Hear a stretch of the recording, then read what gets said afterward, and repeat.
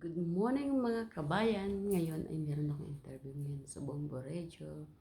Around 7:30 in the morning dito at sa Pilipinas ay 1:30 p.m.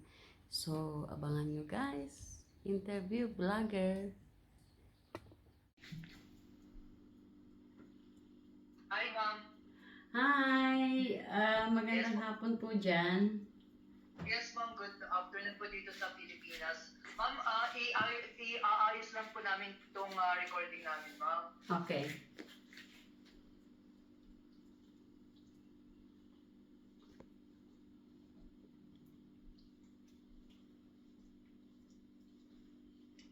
Madalas po na ginagawa ng mga tao dyan tuwing Valentine's Day dyan po sa Serbia, ma'am. South Africa. South Africa. So, ang ginagawa nila, katulad ng, nagpapabook sila sa mga restaurant. Yung iba talagang, ng mga flowers. Maano pa lang, malayo pa lang, talagang, nagpiprepare na sila ng mga gift nila sa mga kanilang mga partner o sa kanilang mga asawa. Ganon. So, minsan, sa bahay nila, nagde-decorate sila ng Valentine's decoration. Same like parang Christmas, Christmas celebration, Christmas decoration. Parang ganon. Ma'am, may mga gimmick o pakulo po ba dyan sa inyong bansa tuwing Valentine's Day? Say it again. Sorry. Yes po. May mga gimmick po ba dyan, ma'am, or pakulo tuwing Valentine's Day dyan po sa Serbia, ma'am?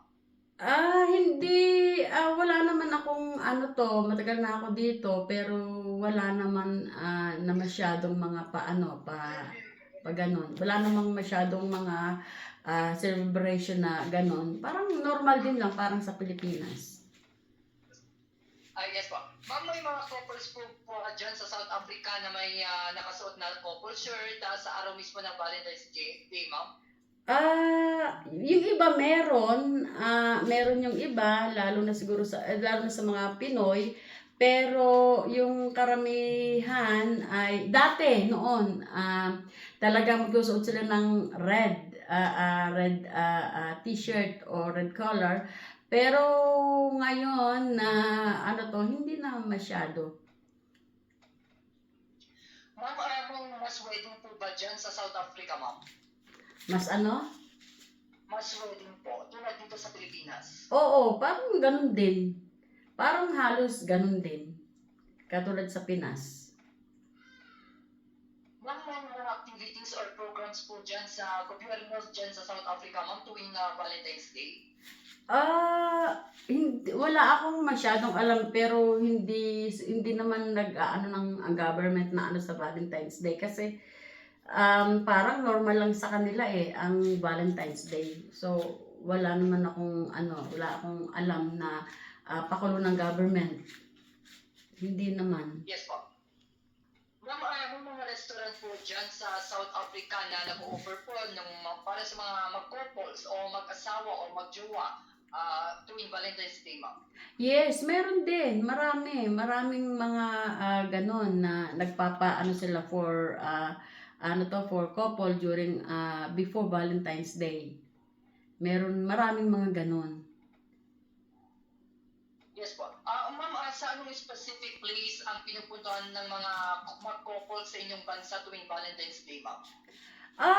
Most of them, especially if during the week, kasi during the week ang Valentine, so karamihan restaurant. Ganon, karamihan kasi dito, talagang sineselebrate nila restaurant. Karamihan. Hindi. Pero during, if it's weekend, yon sa park, doon nila celebrate ang Valentine. So marami kang makikita sa park na mga talagang couple na nag-celebrate ng Valentine's Day. Ma'am, para sa inyo po, ano po ang sumisimbolo ng isang tunay na pag-ibig po, ma'am? Syempre, yung pagmamahal sa ating, tunay na pagmamahal sa ating puso. Hindi naman yan dahil sa ikakain ka sa restaurant ng iyong, ng partner mo o ng asawa mo. Siyempre, ang tunay na pagmahal ay nasa puso mo. Tunay na pagmamahal kahit na hindi ka ikain o kahit na sa bahay lang kayo simpleng celebration as long na you love each other. Yes po, ma'am. Maraming salamat po sa oras po na ibinigay niyo po sa amin po, ma'am. Thank you so much. And advance, Thank you.